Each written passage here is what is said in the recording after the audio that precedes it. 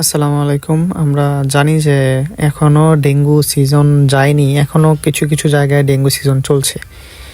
তো আমি আজকে আপনাদের দেখাবো যে ডেঙ্গু আইজিজি এবং আইজিএম আপনারা কিভাবে ডিভাইসের মাধ্যমে করবেন, আইসিটি মেথড যেটাকে আমরা বলি।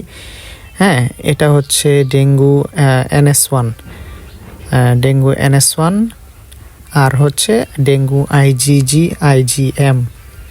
তো আমি আপনাদেরকে আজকে দেখাবো কিভাবে দুইটা ডিভাইসে আপনারা আইসিটি মেথডে ডেঙ্গু আইজিজি এবং আইজিএম এবং NS1 করবেন। প্রথমত আমরা ডিভাইসগুলোকে এইভাবে খুলে নিলাম। দুইটি ডিভাইসই হচ্ছে অ্যাবটের ডিভাইস, অ্যাবট কোম্পানির ডিভাইস। তো চলুন আমরা এখন এটার মধ্যে সিরাম দিব। এটা হচ্ছে আপনি 10 মাইক্রো অথবা হচ্ছে 20 মাইক্রো করেও সিরাম দিতে পারেন। আমি NS1-এর মধ্যে একটু সিরাম দিয়ে দিলাম। এরপর হচ্ছে বাফার দেওয়ার পালা। বাফারটা না দিলে আপনার এটা টেস্ট প্রসিডিউরের পুরোপুরি কাজটা কমপ্লিট হবে না। সো আপনাকে এর মধ্যে 3 ফোঁটা করে বাফার দিতে হবে, 3 থেকে 4 ফোঁটা। অবশ্য ডিভাইসের গায়ে এটা লেখা থাকবে যে কতটুকু বাফার আপনাকে এর মধ্যে দিতে হবে। অ্যাবটের ডিভাইসে মূলত হচ্ছে 3 থেকে 4 ফোঁটা দিতে হয়।